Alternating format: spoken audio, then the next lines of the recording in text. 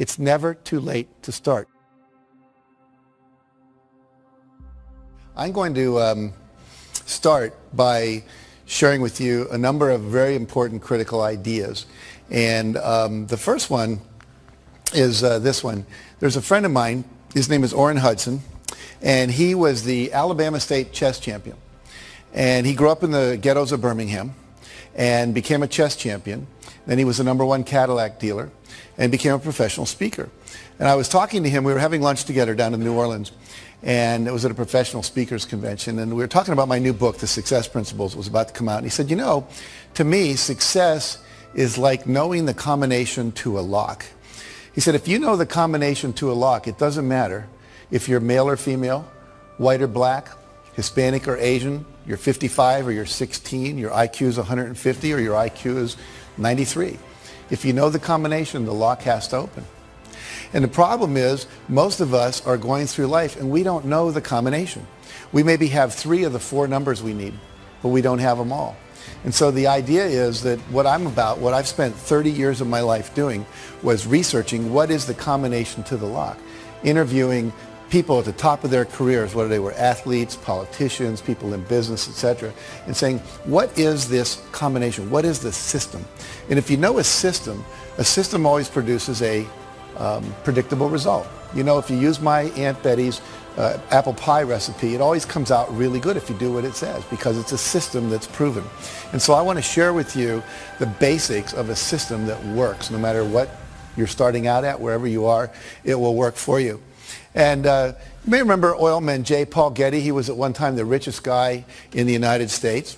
And he said there are 3 secrets to success. It's very simple. He said, you have to get up early, you have to work hard, and he said, find oil. It's that simple, okay? Now, obviously, it's not that simple. If it were, we'd all just go do that. And so I wrote this book called The Success Principles, and in it there are 64 principles of success. 64. Now, that's a lot. A lot of people go, you know, that's like too much to learn.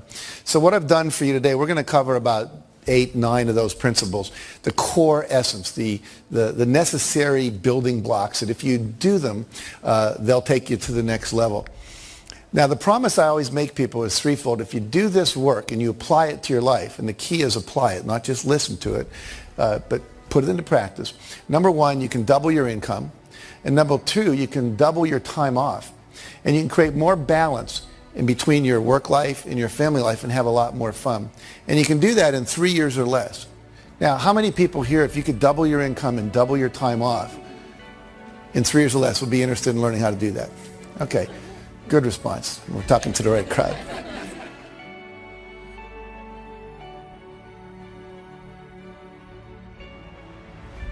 So basically, how do we do that? And I first of all want to tell you that it is possible, because a lot of times people go, well, how do I know I can really trust you? Well, I've done it in my own life, and I've taught hundreds of thousands of people to do this around the world. Just a couple of quick little stories here. We work with a company called RE/MAX of Indiana. It's a real estate company. And we taught them these principles.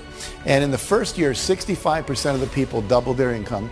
By the end of the second year, over 85% of the people had doubled their income. And the company had doubled its total revenues.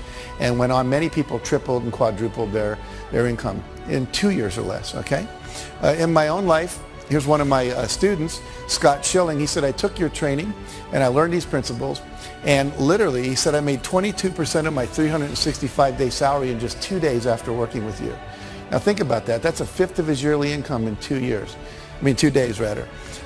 Look at my own life. I have a Guinness Book of World Records. I had 7 books appearing on the New York Times bestseller list on the same day. Stephen King was the only guy that had 6 before that, and he had done that book, The Green Mile, and it came out in 6 chapters. No one's ever done that since. Here's a check written to me for $1,130,328.35. It's the first check our publisher had ever written for $1 million. He actually put a smiley face in his signature, if you can look real. He was so happy to have to write that kind of check. And that represented 3 months of book royalties for the first Chicken Soup for the Soul books. And that year, Mark and I both made $6 million, my co-author, and I split a $12 million royalty on that. Now, I share that with you not to impress you about me, but to impress upon you if little Jack Campfield, who grew up in Wheeling, West Virginia, and who graduated from the half of the class that made the top half possible, can do this, then literally Anybody can do it. It's not about brain power. It's about knowing the principles. Gravity always works. If I drop this, it always falls. It's never floated. Never had that happen in my life. And so if you know the principles, you can use them. Like we can make water flow downhill. All the drainage systems in your house take advantage of that. Gravity works. So what are the principles, again, that work for us?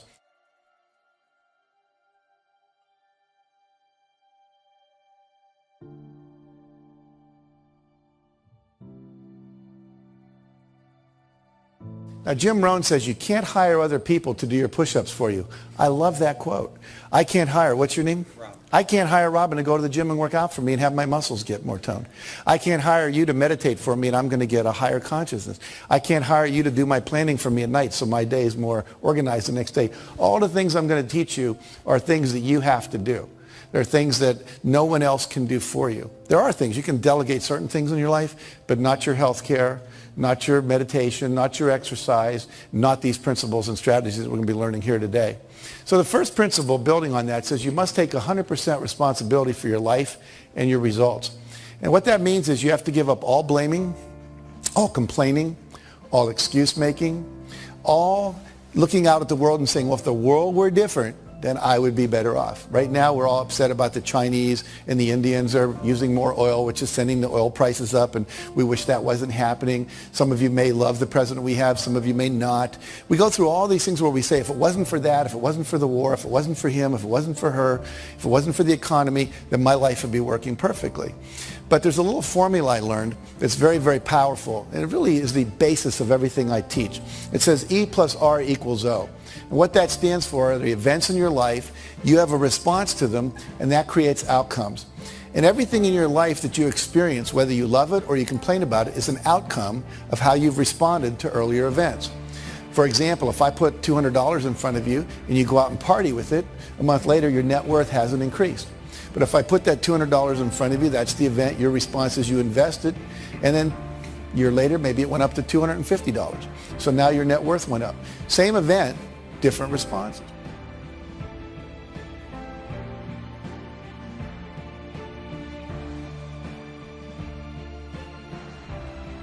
Yeah, so basically we are responsible to change our behavior until we get the outcomes we want.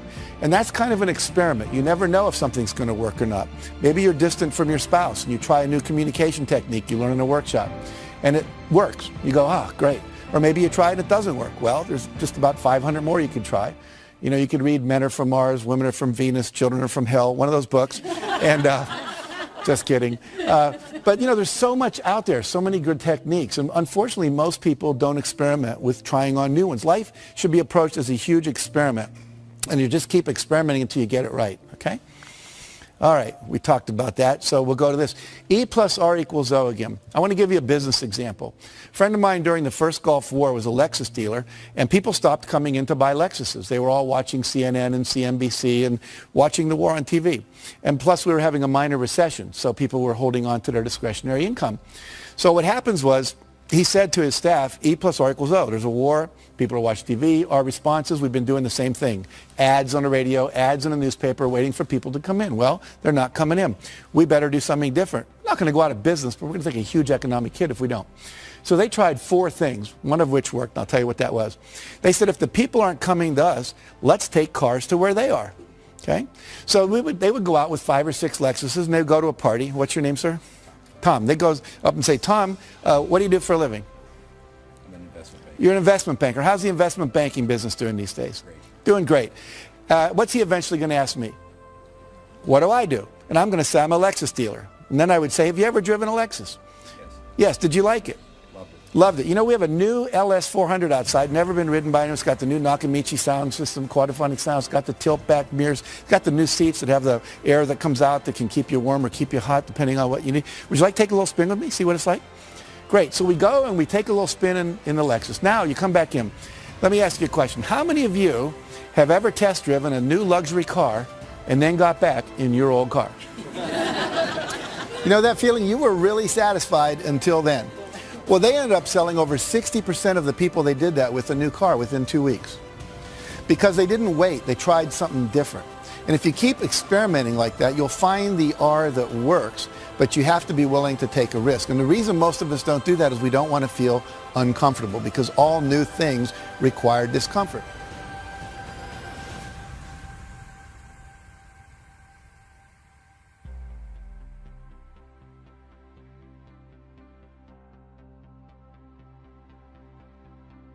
What happens is, literally in life, this is what stops most people from being successful. One of the things is that they would rather be comfortable than do what's required. Anytime you do something different, it's uncomfortable by its very nature. Now, most of you remember learning to drive a car. You were probably awkward. You know, you forgot to hit the clutch when you hit the brake. But after a couple months, you're there driving with your knee. You got a Big Mac in your left hand. You're breaking up a fight in the back seat with the kids with your right hand. No big deal. But you have to be willing to go through that awkward, uncomfortable stage. And most people, unfortunately, won't do that. And so they get locked in what we call their comfort zone. So what I want you to do is to realize that life is an experiment. You have lots of responses that are possible. And I'm going to teach you some of those new ones, perhaps, that you can apply to your success. So there's three kinds of responses. Number one is your behavior, what you do and say out loud. Number two is your thoughts. Number three is the images you hold in your head. Those are the only three things you have any control over in your life. What you say and do, the thoughts you think, and the imageries that you hold inside your head.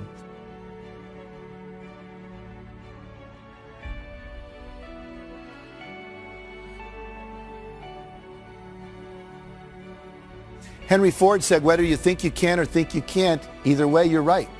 Why is that? Because if you think you can, you will try. And if you try, you're probably going to pull it off. And if you think you can't, you won't. And if you don't try, then you're not going to get it done at all. Make sense? Okay. Maddie Christensen was a kid I interviewed for our book. Imagine this picture. He has no leg from the knee down on this leg, no leg from the knee down here. Two prosthetic devices that he's got. His right arm is just a normal prosthetic device, and his left arm from the elbow down is a prosthetic device with a lacrosse stick appended to the end. He is the pitcher on his Little League baseball team, and he can use that to catch the ball. His team, with him as the pitcher, went to the New York State Finals in Little League. He wrestles, he plays basketball. How many of you, if you'd been born with no arms past the elbow and no legs past the knees, would have thought that baseball was your career? But Maddie went for it. I can tell you story after story. I met a kid named Kyle Maynard last year. He wrote a book called No Excuses. We were over in Ireland together. He has no legs past the knees. He was the #2 wrestler in the state of Georgia his senior year in high school, and now wrestles for the Georgia State University Wrestling Club. Wrote a book on Oprah. Can type 150 words a minute with the stubs of his arms. He can eat with a spoon. I mean, he's the most amazing guy.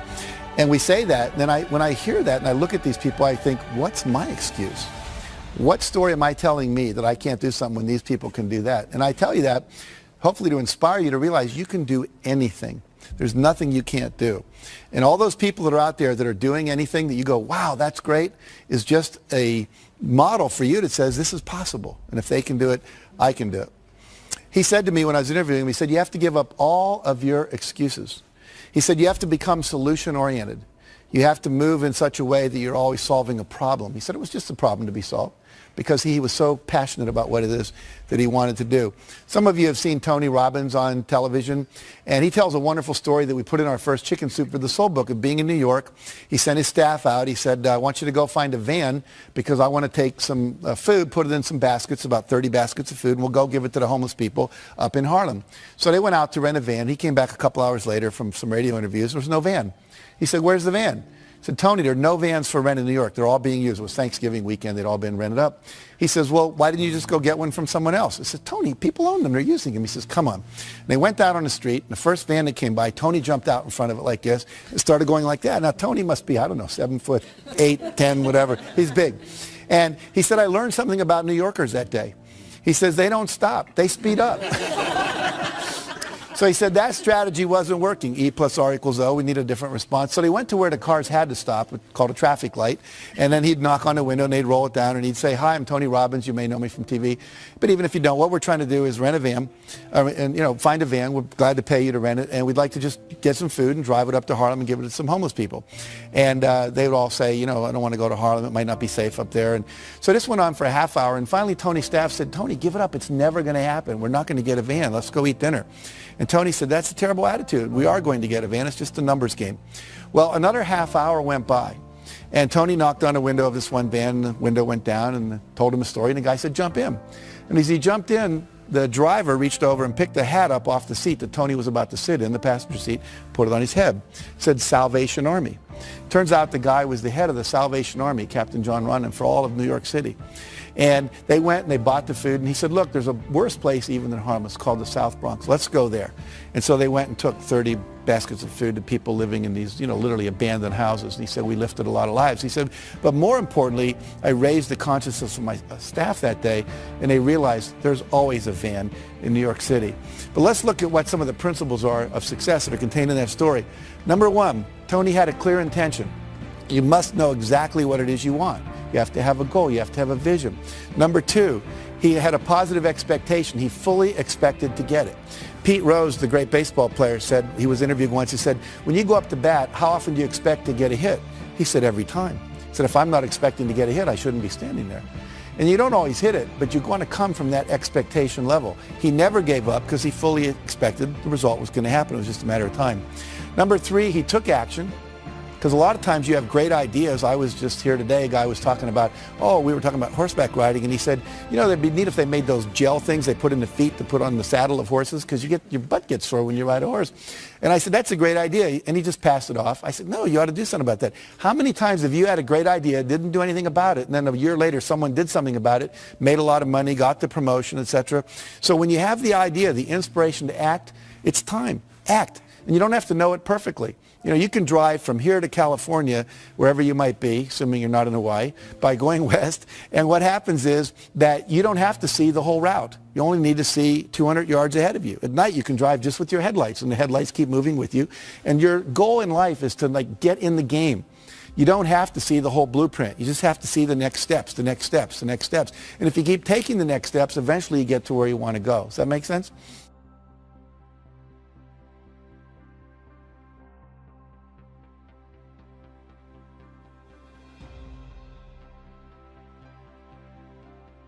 And then he persevered. He never gave up. Some people give up too soon. We were rejected by 144 publishers when we did Chicken Soup for the Soul. Most people don't know that. What if we'd have stopped after 100? Said, well, this isn't going to happen. I wouldn't be standing here talking to you today. We just kept on going until we got the result. It took us a year and a half to sell that book, but we sold it. Now, the last thing is called law of attraction. We believe that when you are vibrating at the level of 100% expectancy that you're going to get something, it's already a done deal. Piece of cake, no big deal. We're going to win this thing. We're going to get that contract. I'm going to make this thing happen. Then what happens is the universe literally responds. And we're going to talk about this a little more later. Now, who is the most perfect guy to come in a van for Tony? Could anyone be more perfect than the head of the Salvation Army who knew all the places in New York and was committed to doing this? Well, they had to wait for an hour because he wasn't there yet. See? So sometimes when you're doing this, you're putting on it the vision of this should happen by this date. And it's okay to set goals like that, but sometimes it takes a week longer, a year longer, whatever. But law of attraction says if you'll just hold the expectancy, like attracts like. If you say, I want to be a millionaire, but I don't know anyone that would ever teach me how to do that, or I want to buy a car, but I don't have any money, then what you're doing is saying, it's like calling up Domino's Pizza and saying, send me a pizza, and calling them up a minute later and saying, never mind.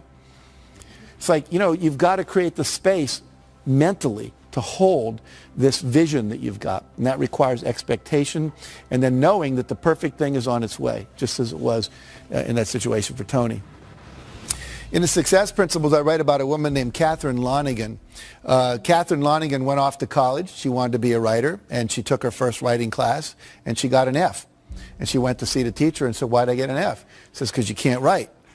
She says, well, I'm on a scholarship, here to be a writer. I came to be in the creative writing program. I was the editor of my yearbook, editor of my school newspaper. I wrote a play that was performed in high school. They told me I was gifted. I said, well, you're not. And he said, if you stay in my class, you're going to flunk it. And if you flunk my class, you'll lose your scholarship. And she said, well, what do I do? He said, I'll make a deal with you. If you promise never to write again, just, history paper and stuff, but you're not going to try to be a writer, I'll give you a passing grade. You'll keep your scholarship, change your major. So she did. I called it, she made the deal with the devil. 15 years later, she's down in Texas. They're making a movie at the next town over, and down where she lived in Texas, people would show up at the gas station after it rained just to see the oil slick. It was kind of boring there. So she said, wow, they're making a movie, let's go. So everyone drives over, and everyone's talking to the movie stars. She's talking to the writers, saying, what's going on, what's happening? And why are you interested in us? Why not the movie stars? Well, I always wanted to be a writer. The guy said, BS, if you wanted to be a writer, you would have written. She said, I was told on good authority I couldn't write. He was a Harvard professor visiting our campus that year. He said, that's BS. He said, what I want you to do is go write something, send it to me. I'll tell you if you can write. I do it for a living, I know. So she goes and writes a book, sends it in to him. He sends it to an agent in New York, and they publish it. Her next book was called Romancing the Stone.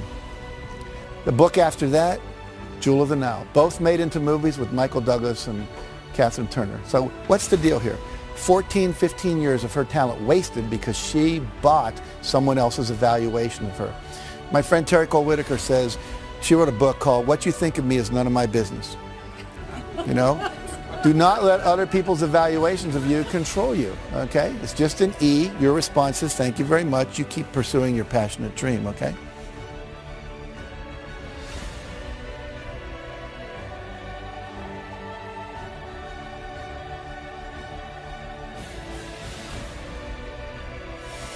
Now, another principle is you've got to drop out of the Ain't It Awful Club. What does that mean? It means you have to surround yourself with positive people. We saw when Marianne's arm went down up here when you all did negative thoughts about it. And how many of you think about this? Where do you spend your time? Is it with positive people or is it with negative people? You have to be very careful about where you put yourself. Jim Rohn said again, you're the average of the 5 people you spend the most time with. Who do you spend the most time with? They're a mirror back to you at what level your life is actualizing at. If your friends are victims and their lives aren't working and their marriages don't work and they're not making money, that's a reflection back.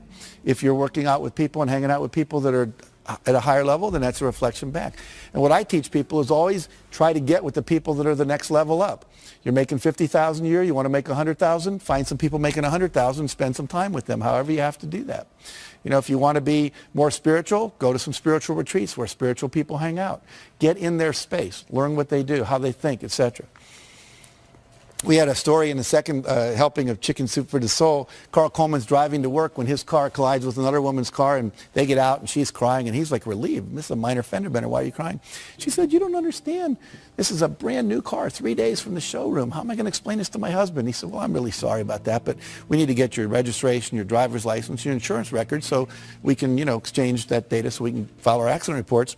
So she goes into the glove compartment of her car, opens up the manila envelope and everything's in. And on top of that, there's a message written in handwriting by her husband. And it said, in case of accident, remember, honey, it's you I love, not the car. See, the women all go, oh. The men are thinking, yeah, right, I don't know about that. But why do we all go, oh? We all go, oh, because that's what we want in life. We want someone to love us more than anything else, especially things, vases that have been in the family for 3 generations, the white carpet, your special sweater, whatever. And when we know that we're loved unconditionally, then you feel safe. And when you feel safe, you get creative. And when you get creative, you come up with ideas that can quantum leap your success. So that's why it's so important. Number 2, success principle, that's really the core principle here, is decide what you want. You can't get from here to there unless you know where here is and there is, right? If you have a GPS system in your car, all you have to do is type in the address. It knows where you are from the satellites in the sky, and it plots a course. Your brain works the same way. The problem is, according to the research, less than 10% of Americans have written measurable goals for the year. In some cases, I've been into companies where less than 3% of the people did. Less than 10% of high school students are ever taught how to set a measurable goal. This is a failure in our education system. You know anyone that got divorced because they didn't know the 7 exports of Brazil or the 5 causes of the Civil War? No, but they didn't know the communication skills. They didn't know how to set goals for their relationship. So many things we're not learning in our education that we now need to learn in these kind of courses. General Wesley Clark, who I interviewed, said, it doesn't take any more effort to dream a big dream than it takes to dream a small dream. So if you're going to decide what you want, go for what you want, not what you think is possible. Most people hone down their dream because they can't see how they can do it. And I'm saying to you, dream as big as you want. In fact, big dreams are exciting. Big dreams attract big people. If Martin Luther King said, I'm going over to the supermarket in Mississippi, I don't think a whole lot of people would have gone down there with him.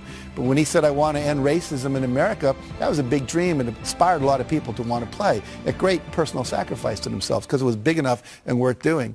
Walt Disney said, if you can dream it, you can do it, which means that you're never given a dream that comes out of your own desire place that isn't something you have the capacity to fulfill. You may have to learn some new skills. You may have to partner up with some people. You may need to learn some, how to access some new resources along the way. But all of that is possible if you'll simply dream the big dream, because the dream doesn't come unless the capacity to achieve it comes with it. Does that make sense? Okay, so trust your dreams. Now, there's 7 dream categories or vision categories that you need to focus on to create a balanced and fulfilling life. Success means having all of this stuff, and I want to walk you through these. Number 1 is financial. What are your goals for your money? How much money do you want to make? How much net worth do you want to achieve? How much money do you want to have when you retire? If you own a business, you have cash flow goals, you have money in reserve goals, you have profit goals, etc. And so we need to have goals clearly set in that arena. Number 2, business and career. What's my ideal vision for my business or my career or my job? I was a high school teacher, and at a certain point I realized I wanted to teach teachers because I just thought I could impact more people. Then I became a teacher trainer. I trained people how to train teachers. And now I'm teaching, on television around the world. So it kept growing. The goal changed, but it was always like, what is it that I want to be doing with my life in relation to my business and career?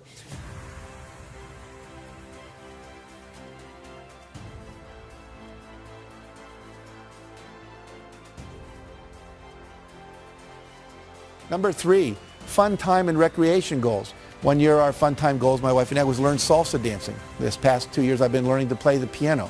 My goal is to play Jesu Joy of Man's Desiring as well as Bach could have played it when he wrote it. I'm not there yet, but I'm working on it. And so, 1 year it was to go to the Eiffel Tower. We took our kids and we walked up as far as they let you walk, which is about 2/3 of the way up there. Number 4, health and fitness goals. These are things like weight you want to achieve, cholesterol levels. Maybe you want to run a 10K or a marathon. There's just so many possibilities in that arena. Maybe you want to, have your waist come in by a couple inches. You want to grow some hair back. There's just a number of things you can decide about in that arena of health and fitness. Number 5, relationships. What would your ideal relationships look like? One year I decided I didn't have enough male friends. So I created this thing called Boys Day Out. I'd read this article about Kenny Rogers, the singer, and he brought all these athletes down to his ranch in Virginia, and they would spend a week playing all these different games, tennis and soccer and basketball, and I thought, well, I can't do that, but a day a month would be cool. So I asked a bunch of guys that had control of their schedule, lawyers and psychiatrists and people like that, and we created this day, and we would do guy things. We'd pitch pennies, throw baseball cards, play soccer, go to the racetrack, do ice hockey, broom ball. You name it, we attempted to do it. And it was really a lot of fun. And all of a sudden, I had the guy energy that I needed in my life. Instead of just complaining about not having it, I said, what's my goal? I want this many men friends, and I set out to create it.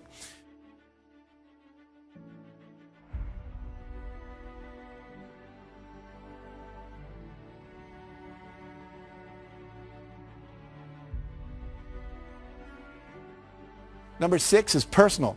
And this is just things you want to do because you want to do them. You want to write a letter and get it published in the newspaper. You always wanted to act in a play just, because you thought it'd be cool, or record a song.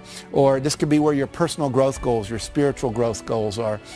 You want to reach enlightenment before you die, learn to meditate, get to know a closer walk with God. Whatever it is for you, that's that arena. And finally, contribution and legacy. What is it that you want to leave to the world? What's your vision of your contribution that you leave behind? We've planted over 1 million trees through our work we do. We've given over $3.5 million in the last couple of years to all kinds of charities, limbs for kids that have lost them, child abuse prevention, so forth and so on. So we picked 5 or 6 areas. We said, we want to make a difference there. Habitat for Humanity, we built some houses and so forth. So what is it you want to do? Pick one thing in your vision and go for it. Now, if you had success in all these arenas of your life would be balanced. Your life will be fulfilling. And here's the neat thing. Nobody can tell you what you should want in any of those areas. It's what you want, not what your mother, your wife, your pastor, or anyone else says you ought to have, but what do you really want to achieve in your vision? And I usually ask people to look 5, 6 years out about that. You can look farther if you want. And then to write down, all the details, like you're putting in a purchase order to God, okay? All right. Create a breakthrough goal. This is a thing you want to do where you create a goal that's going to quantum leap your career. So something that if you like wrote a best-selling book, that would be a quantum leap goal. Had your own radio show, that'd be a quantum leap goal. Opened up China as a market, that would be a quantum leap goal. And it's a goal that would not be like a 5-yard play, but like a 50-yard pass play on the first down. And so what you're going to do is set that goal. And here's some examples of past clients of mine. Create a $10 million revenue stream through internet sales. Create my own 30-minute talk show. Get our products sold on QVC. Secure a $10 million line of credit for their company. Teach a weekly holistic health class for the public. And become a wellness coach for a major corporation instead of continuing being a doctor on call all day. And what you do is with your breakthrough goal, once you've decided what that is, you do something we call the rule of 5. Write your goal on your business card and carry it like I carry mine in my wallet at all times. And then once you've done that, every day you're going to do, this for this year, it says, I'm joyfully celebrating 15,000 people having completed the Canfield Success Principles coaching programs. What that allows me to do is have you all get value without me having to leave my house, see? And that's a breakthrough for me so I could travel less, be home more, etc. And with the breakthrough goal, we say the rule of 5. That means every day you do 5 specific concrete actions to move that goal forward. You're not going to do that in all 7 arenas of your life. It's just too time consuming. But if I wanted to be a best-selling author, then maybe I write for so many minutes. I do some interviews each day. When we brought out Chicken Soup for the Soul, we sent out 5 free books every day to people that could promote that book. One day we couldn't think of anyone to send it to. We sent it to the O.J. Simpson jury, and we gave them each a book. And about 5 days later, they're all walking into court carrying Chicken Soup for the Soul. And the cameras were all going, made national news. And so if you just do something every day toward that goal, there's something called the law of probabilities, which says the more things you try, the more likely one of them will work. They may not all work, but if you only try 2 things, the law of probabilities is not on your side. Try 100 things, one of them is likely to hit. Does that make sense? Okay, good. Mentioned we did that. In this book, which was rejected by what? I told you, over 144 publishers, went on to sell 10 million copies in 41 languages because we did 5 things every day. We did not hit a bestseller list until 14 months after the book came out. 14 months. And most people would never sustain it that long. And it's kind of like the universe tests us, I think. How committed are you? How badly do you really want this? And if you go for it and do the rule of 5. Bill Bradley was a great basketball player, played for the Knicks, was All-American at Princeton. In high school, he was an All-American. Every day, he'd find 5 spots on the basketball court, and he would have to shoot 15 in a row before he would go in. And sometimes he'd be out there 2 hours after everyone else had showered and gone home. He did that all through college, all through his professional career. What happens? He goes on, becomes NBA Hall of Famer, later senator from New Jersey, because he was willing to prepare. You have to be willing to do the work as well as dream the dream. The third thing says unleash the power of goal setting. So now we got this vision, things we want, but we have to get and turn them into objectives. And they have to become measurable in time and space. And the key words here are how much by when. I want a big house. Well, what's big? For some people, it's 4,000 square feet. For Bill Gates, it's 35,000 square feet. It's a real different definition of what big is. And by when do you want it? Well, I would like it by June 3rd, or 2007, or I want it by January 5th, 2010. Be very specific. And we said it may not show up exactly then, but the more specific you are, your brain will figure out what has to happen to get it to happen in that time frame. So here a person says, I'd like to increase my income. They're better off if they say, I will earn $200,000 by 5 p.m. December 31st. I'd like to spend more time with my husband. Well, I will take 3 long weekend vacations and 1 2-week vacation with my husband by November 30th at 5 p.m. Much more specific. Now the brain knows what to do, okay? I'd like to spend more time with my wife. I'll take ballroom dancing lessons with my wife for 12 weeks from September 21st to December 21st. As soon as we get specific, there's a part of your brain that starts calculating what to do. If you call a travel agent and say, want to go on a trip, what's the first thing they ask you? Where do you want to go and when do you want to go there? And until you tell them that, you're stuck. And your brain works the exact same way, that little GPS system.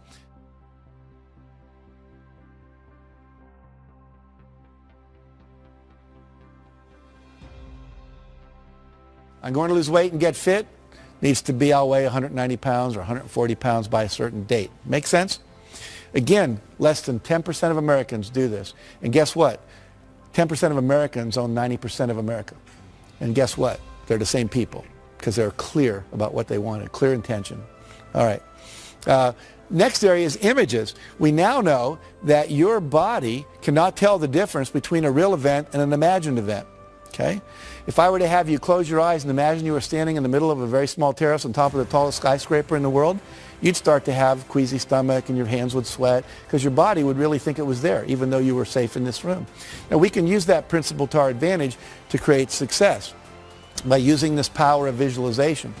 And here's an example.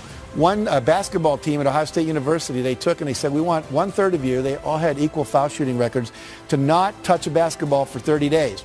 The other third, we want you to go out and practice basketball every day for a minimum of a half hour, preferably an hour, shooting foul shots for 30 days. And the third group, they said, we just want you to close your eyes and visualize shooting foul shots. Don't touch a basketball for 30 days. And guess what? First group, as you'd imagine, showed no improvement. Second group, practicing for 30 days, they get 24% improvement. And the third group that only did it in their mind got 23% improvement when they brought them back to the court and had them practice. So what happens here? I wish there would have been a fourth group, right? Practice and visualize. We'd have probably got up in the 30 or 40% improvement level. But what this tells us is simply by visualizing your goal is already completed, by seeing it nothing but net every time, the body starts to respond and adjust itself to create the result. So one of the great success techniques is people that are super successful are often called visionaries, and the reason is they close their eyes and they see the future. You create your future by envisioning it. Okay? And I recommend you do that every day at least twice, once in the morning when you get up and once before you go to bed. They did a study at NASA where they took astronauts and they had them wear concave lens goggles, which meant you see the world upside down. Imagine trying to negotiate relationship with me and I'm hanging from the ceiling and my right's my left. It'd be pretty complicated. These goggles had no peripheral vision and they had to wear them 24 hours a day for 30 days. What they were expecting was to see if they'd get nauseous, become hostile, lose sleep, to see how they'd handle disorientation in outer space. What they hadn't predicted was that about 25 to 30 days into it, every one of the astronauts, their brain flipped the image right side up again. They're still getting upside down input, but they created new neural pathways. And they came out of this, the psychologists came up with something they call the 30-day principle. And what the 30-day principle says is that if you want to change a behavior, change a habit, anything at all, you must, in fact, do it for 30 days. Uninterrupted, because they tried a subsequent experiment where they had half the astronauts take their goggles off on day 15, keep them off for one day, put them back on again. Took another 25 to 30 days before they flipped them right side up again. So we know that it's current, contiguous, everyday repetition. This is why most New Year's resolutions don't work. It's why most corporate change programs don't work. It's why most of our school programs don't work. There's not that 30-day uninterrupted. This is why basic training in the Marine Corps does work, because they got you down there for 6 weeks and they're not letting you out of their sights and you're in a context that's held tight for that 6-week period. So if you want to visualize, your goal is already achieved, minimum of 30 days. That make sense?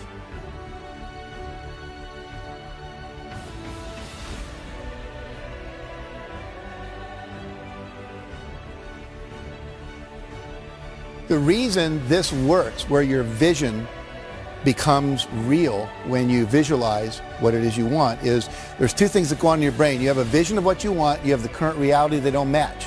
Okay? And what we want to do is purposely create that. It's what advertisers do. Imagine yourself in the new car. It's like the guy getting out of the Lexus we talked about earlier, getting in his old car. The vision of what's possible no longer matches the reality, and that creates a little dissonance or structural tension in the head, which we call motivation, which says, I want that. Until we had that, there was no motivation to do anything different. Any of you women ever experienced visiting a friend with a new kitchen, and then you come home to your old kitchen, and they've got all the new granite and the new appliances and everything's cool? Your kitchen was fine until then. So we want to purposely do that to your brain to motivate you. So you vision the thing you want, your goals and your vision. You hold that in your mind every day for about 10 minutes in the morning, 10 minutes at night. If you have 10 goals, you can cycle through them. I put mine on 3x5 cards, read them, and I close my eyes, see the vision as if it's already accomplished, see the car I want, the program happening in Singapore that we're doing, whatever. Then I go to the next one. I just keep cycling through the cards until I go through all of them. What happens then is you get a perceptual shift. You start to see things in your environment that were always there that can help you never saw before. You get expanded creativity. You start noticing that the things that you want, you wake up in the middle of the night, you're in a shower, you start going, oh, that's how we can do it, that's how we can do it, that's how we can do it, that's how we can do it. And unfortunately, most people aren't having those kind of breakthrough ideas because they're not holding the vision. The third thing that happens is you have increased motivation. You'll find yourself doing things just out of nowhere, boom, you get up and you do something. Like volunteering. Sometimes people do, that's not like me, but you just do it because you've been holding this that creates it. Now, what happens is that then creates the action that you need to have for the result to occur.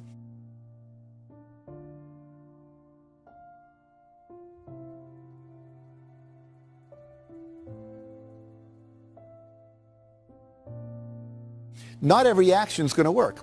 Goes back to E plus R equals O. We have to experiment, right? So if not every action is going to work, you have to take action, and then you have to assess, did it work? And here's the next principle. Ask for and respond to feedback. Ask for and respond to feedback. Let's say that I was married here. What's your name again? Valerie, yeah. So Valerie and I were married, right? And what I would do every week if we were husband and wife is I would ask her on a scale of 1 to 10, how would you rate the quality of our relationship? Anything less than a 10 gets a follow-up question. What would it take to make it a 10? If we were in business and I was a vendor and you were a client, I'd say on a scale of 1 to 10, how would you rate the quality of our product or the quality of our service or the quality of our delivery? And anything less than a 10 gets a follow-up question. What would it take to make it a 10? That gives me directive feedback on how to improve. Why don't most people ask that question in life? Anyone know? They're afraid of the answer they're going to get. Here's what I want you to get. Everybody in your life, if I'm married to Valerie, her mother knows, her sister knows, the women down at the shop where she shops know, the women in the salon know that she's not happy with me. I'm the only one not in on it. And I'm the only one that can make it better. Isn't that absurd?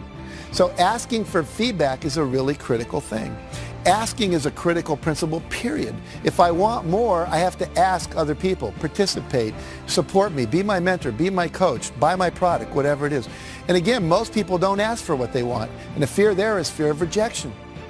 I want to talk about rejection. If I ask Valerie to have dinner with me afterwards and she says no, most people go, woo, Jack got rejected in front of all those people and on television and oh my God. But see, let's look at it. Did I have anyone to eat dinner with before I asked Valerie? No. Did I have anyone to eat dinner with after I asked Valerie? No. Did my life really get worse? No, it stayed the same. See, if I apply to Harvard and don't get in, I wasn't in Harvard before I applied, I'm not in Harvard after I applied. And as one of my friends pointed out recently, you spent your whole life not going to Harvard. You know how to handle that, right? It's not that difficult. So you have to be willing to ask. You have to reject rejection. And then the other key, after you respond to the feedback and give the feedback, is you've got to persevere. You never, ever, ever, ever give up. 144 publishers said, no, we're not interested in Chicken Soup for the Soul. We didn't give up.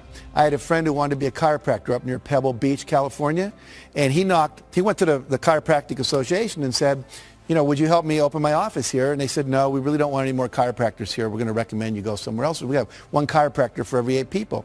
He said, well, I really want to be here. So he ignored them. Remember, what you think of me is none of my business. And he went out and he literally knocked on doors for 6 months. Knocked on 12,500 doors, talked to 6,500 people, and asked 4 questions.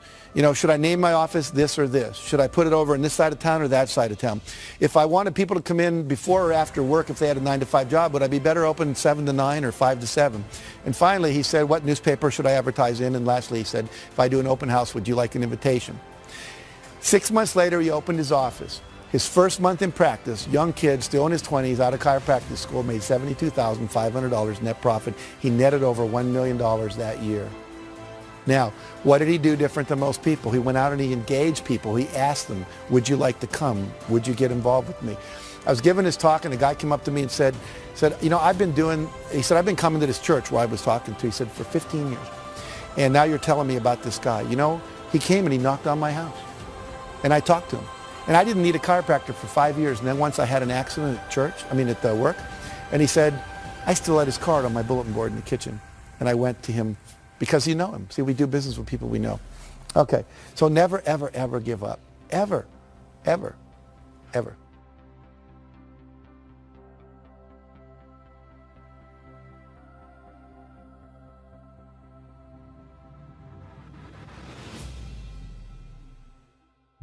Now, another principle, and we'll start to wrap this up here. It's never too late to start. Some of you are sitting here or you're viewing this and you're going, but I'm too old. I want to tell you 2 quick stories. Helen Klein, At the age of 55, her husband comes to her and says, I want to train to run a 10K race. That's about 6 miles.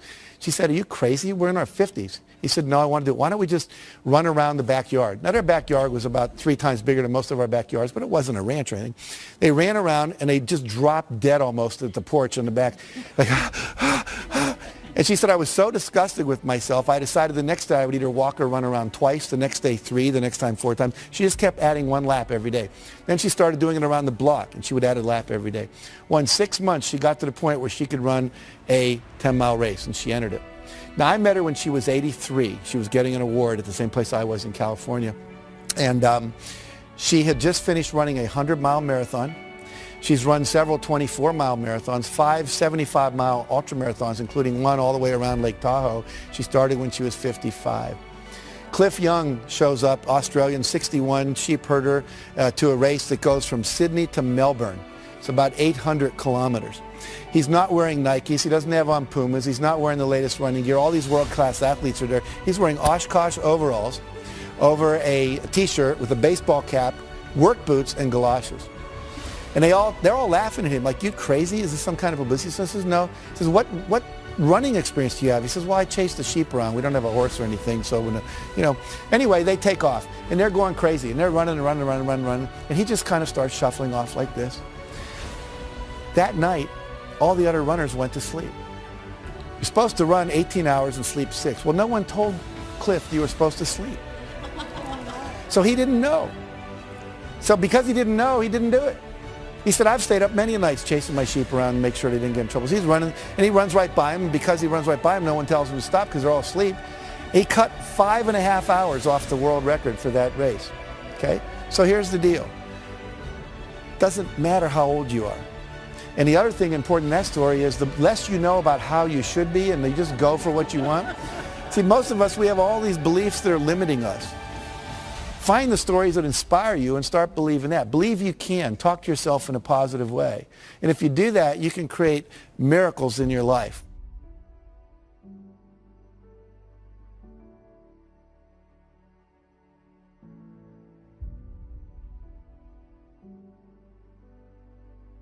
And I'll end with this story. One of my favorite stories, a minister gets a call from his parishioner. Her name is Aunt Hattie, they call her in the church, and he's Reverend Jim. And she says, I just went to the doctor, and they called me and said that I've got terminal cancer. And they said I got 6 months to live at the max. And I'd like you to come over and help plan my funeral with me. He said, well, he started to try to comfort her. He said, no, don't comfort me. I'm really old and I've lived my life and achieved all my goals. I'm very happy. But I don't trust my kids to do the funeral right. So please come over and we'll plan it. So he goes over and they start planning the funeral. She said, I want this, I want to wear this dress. And I want this psalm read. And I want this hymn sung. And I want this open casket. I want these kind of flowers. And I want this poem on a card, a memory card with my picture that people can take away. And then she said, I want to be buried. And I want to have my Bible in my left hand and a fork in my right hand. And the minister said, well, I understand the Bible in Hattie, but why the fork? She says, whenever we have those church socials and we're down in the basement and they come by and they say, if it's going to be a really good dessert, they always say keep your fork. It's not going to be something like Jell-O or pudding. It's going to be apple pie or cherry cobbler or chocolate cake. And whenever they say keep your fork, I know the best is still yet to come. So when people come by my coffin and they look in and they go, Reverend Jim, why the fork? I understand the Bible. She was very religious, but why the fork? You just look them right in the eye and say, Aunt Hattie knew the best was still yet to come. And so for all of you, if you'll put these principles into action and not think about them, but actually do them, and if you really want to go deeper, get the book or go to one of my seminars or whatever, you can go to my website and download things. It's just jackcanfield.com and take the forms there and use them. I promise you, for you, the best is still indeed yet to come.